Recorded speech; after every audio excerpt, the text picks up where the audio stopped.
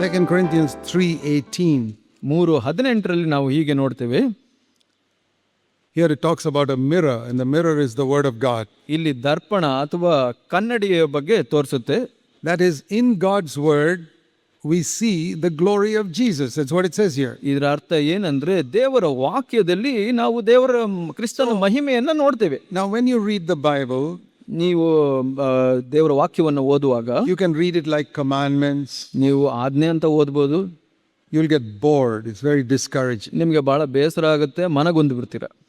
But if you read it to see the glory of Jesus, ನೀವು ಓದಿ ಕ್ರಿಸ್ತನ ಮಹಿಮೆಯನ್ನು ನೋಡಿದರೆ that's wonderful.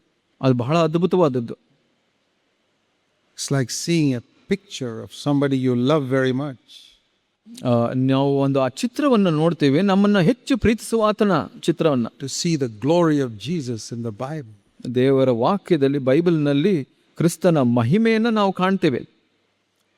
You know why so many men like to look at pretty women?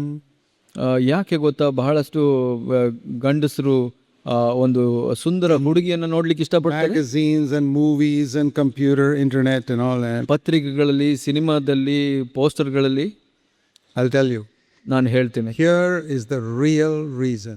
ಇಲ್ಲಿ ಒಂದು ನಿಜವಾದ ಕಾರಣವಿದೆ. They have not seen the beauty of Jesus Christ. ಅವರು ಆ ಒಂದು ಕ್ರಿಸ್ತನ ಆ ಸುಂದರತೆಯ ಅಂದವನ್ನು ನೋಡಿಲ್ಲ ಅವರು. If you've seen a very pretty person, how can you compare that with an ugly person?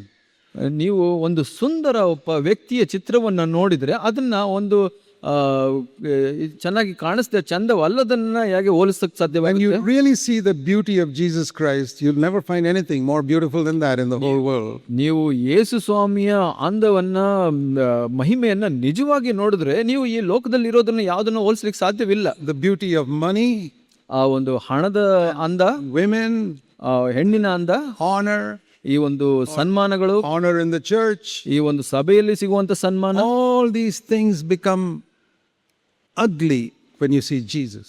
ಯೇಸು ಸ್ವಾಮಿಯನ್ನ ನೋಡಿದಾಗ ನೀವು ಬೇರೆ ಎಲ್ಲ ಕೆಟ್ಟದಾಗಿ ಕಾಣಿಸುತ್ತೆ. Have you had this experience?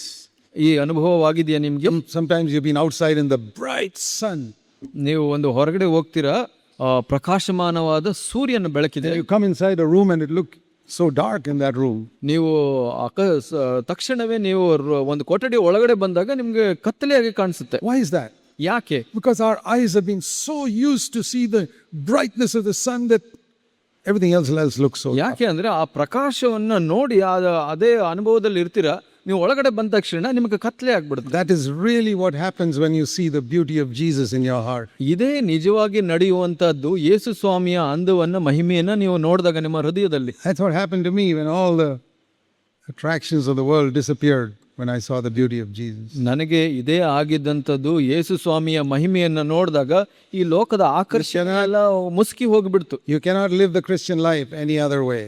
ನೀವು ಬೇರೆ ಯಾವುದೇ ರೀತಿನಲ್ಲಿ ಈ ಕ್ರೈಸ್ತ ಜೀವಿತವನ್ನ ನಡೆಸಲಿಕ್ಕೆ ಸಾಧ್ಯ. The Holy Spirit shows us the beauty of Jesus Christ. ಪವಿತ್ರಾತ್ಮನು ಯೇಸು ಸ್ವಾಮಿಯ ಆ ಒಂದು ಅಂದವನ್ನ ತೋರಿಸುವನಾಗಿದ್ದಾನೆ. As you read the Bible. ನೀವು ದೇವರ ವಾಕ್ಯವನ್ನ ಓದುವಾಗ. That's why I read the Bible. ಅದರಿಂದ ನಾನು ದೇವರ ವಾಕ್ಯವನ್ನ ಓದ್ತೇನೆ. I still read it after 55 years. 55 ವರ್ಷಗಳ ನಂತರ ಕೂಡ ಇವಾಗಲೂ ಕೂಡ ನಾನು ದೇವರ ವಾಕ್ಯವನ್ನ ಓದುತ್ತೇನೆ. I say, Lord, I want to see more of your beauty. ಕರ್ತನೇ, ನಾನು ನಿನ್ನ ಆ ಒಂದು ಸುಂದರತೆಯನ್ನ ಇನ್ನೂ ಹೆಚ್ಚಾಗಿ ನೋಡ್ಬೇಕು ಸ್ವಾಮಿ. More and more the beauty of Jesus. ಹೆಚ್ಚೆಚ್ಚಾಗಿ ಕ್ರಿಸ್ತನ ಸುಂದರತೆ. And then he changes us into that beauty, it says here in verse 18.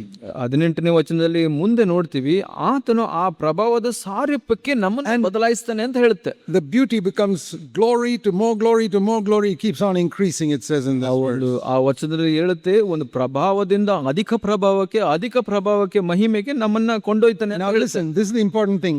I am not changing myself. The Holy Spirit is changing me, it says here. ಇಲ್ಲಿ ಹೇಳ್ತಾ ಇರೋದು, ನನ್ನನ್ನು ನಾನು ಬದಲಾಯಿಸ್ತಿದ್ದೀನಿ ಅಂತಲ್ಲ, ಪವಿತ್ರಾತ್ಮನು ನನ್ನನ್ನು ಬದಲಾಯಿಸ್ತಾನೆ ಅಂತ.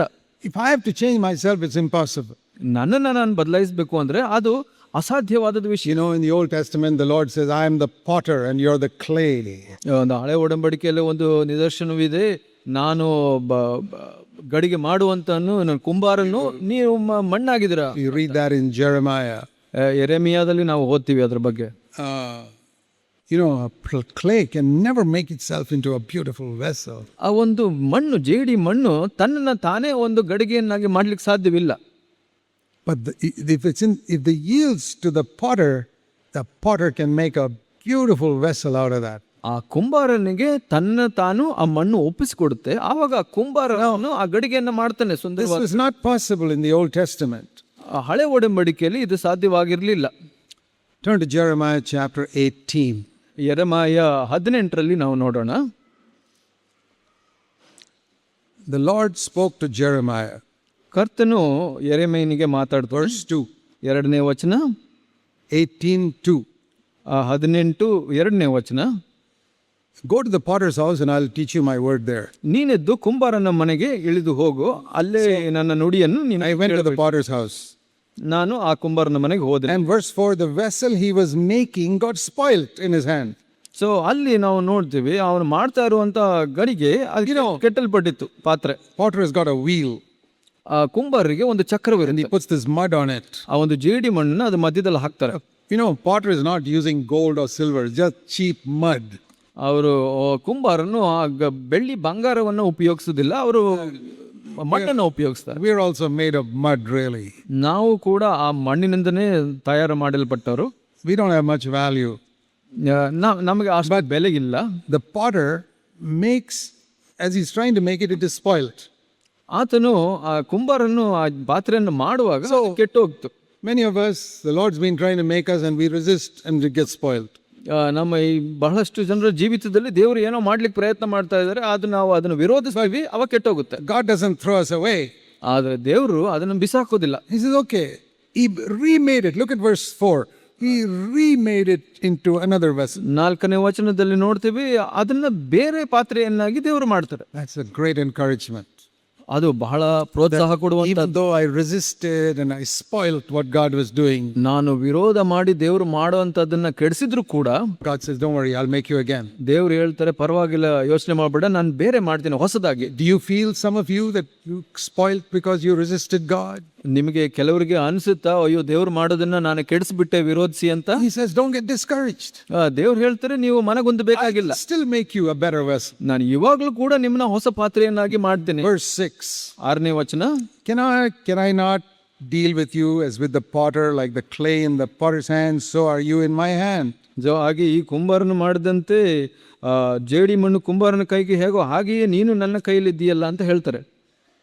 God said that to Israel, then he's saying it to us now.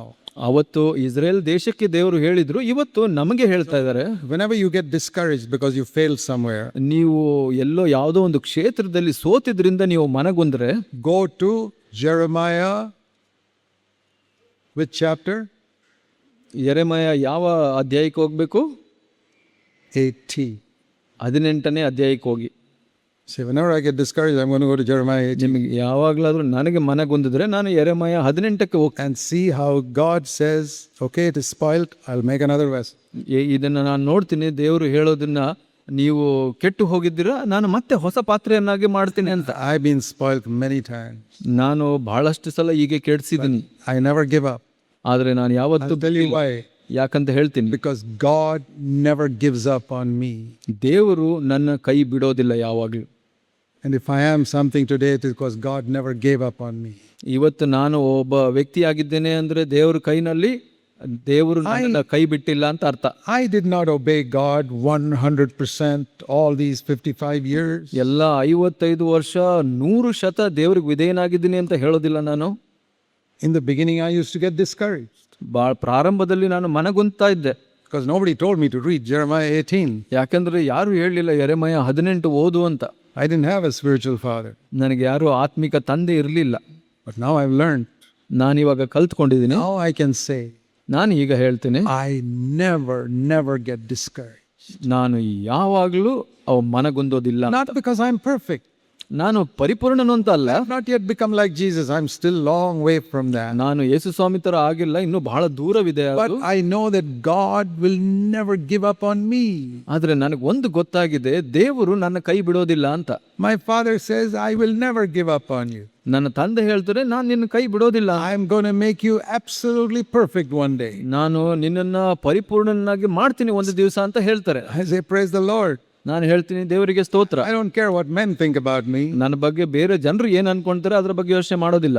Ask God to fill you with the Holy Spirit. ಪವಿತ್ರಾತ್ಮನಿಂದ ತುಂಬಿಸ್ಲಿಕ್ಕೆ ದೇವರಲ್ಲಿ Show ಕೇಳ್ಕೊಳ್ಳಿ. you the glory of Jesus in the Bible. ದೇವರ ವಾಕ್ಯದಲ್ಲಿ ಕರ್ತನ ಮಹಿಮೆಯನ್ನು ನೋಡ್ಲಿಕ್ಕೆ ಹೇಳಿ, Make you like Him. ಆತನ ಹಾಗೆ ಮಾಡಲಿಕ್ಕೆ ಕೇಳ್ಕೊಳ್ಳಿ. And say, Lord, I will not be happy until you make me like Jesus. ಕರ್ತನೆ ಯೇಸು ಸ್ವಾಮಿಯಾಗಿ ಮಾಡೋವರೆಗೂ ನಾನು ಸಂತೋಷವಾಗಿ Lord, I don't want anything in the world more than that. ಕರ್ತನೆ ನನಗೆ ಈ ಲೋಕದಲ್ಲಿ ಏನು ಬೇಡ ಇದಕ್ಕಿಂತ ಅಂತ. I thirst to become like Jesus Christ. ನಾನು ಯೇಸು ಸ್ವಾಮಿಯಾಗಿ ಆಗ್ಲಿಕ್ಕೆ ನಾನು ದಾಹ ಪಡ್ತೇನೆ ಸ್ವಾಮಿ. That is real holiness. ಅದು ನಿಜವಾದ ಪವಿತ್ರತೆ. It's done by the Holy Spirit. ಅದು ಪವಿತ್ರಾತ್ಮನಿಂದಲೇ ನಡೆಸುವಂತ ಕಾರ್ಯವಾಗಿದೆ. The first lesson we learned was begin with cleaning the inside. ಮೊದಲ ಪಾಠ ಏನು ಕಲ್ತ್ಕೊಂಡು ಅಂದ್ರೆ ನಮ್ಮ ಒಳಗಿನದಿಂದ ಶುದ್ಧಿ ಮಾಡುವಂತದ್ದು. And now we learned that only the Holy Spirit can do that. ಇವಾಗ ನಾವು ಏನು ಕಲ್ತ್ಕೊಂಡು ಅಂದ್ರೆ ಪವಿತ್ರಾತ್ಮನು ಮಾತ್ರ ಇದನ್ನ ಮಾಡ್ತಾನೆ ಅಂತ. Let's pray. ಪ್ರಾರ್ಥಿಸೋಣ. Ask God to give you a thirst in your heart. ದೇವರಿಗೆ ಕೇಳ್ಕೊಳ್ಳಿ, ನಿಮಗೆ ಆ ದಾಹವನ್ನ ಕೊಡಲಿಕ್ಕೆ. Lord, give me a great thirst to become like Jesus Christ. ಯೇಸು ಸ್ವಾಮಿಯಾಗಿ ಆಗ್ಲಿಕ್ಕೆ ನನಗೆ ಆ ದಾಹವನ್ನು ಕೊಡು ಸ್ವಾಮಿ. Give me a great desire to do all of your will. ನಿನ್ನ ಆಜ್ಞೆಯೆಲ್ಲ ಪೂರೈಸಲಿಕ್ಕೆ ಆ ಒಂದು ಆಶೆಯನ್ನ ಕೊಡು Give me Swami. the power to do it. ಆ ಒಂದು ಶಕ್ತಿಯನ್ನು ಕೊಡು ಸ್ವಾಮಿ, ಅದನ್ನ ನಿಭಾಯಿಸಿ. In Jesus' name, ಯೇಸುವಿನ ಹೆಸರಲ್ಲಿ amen.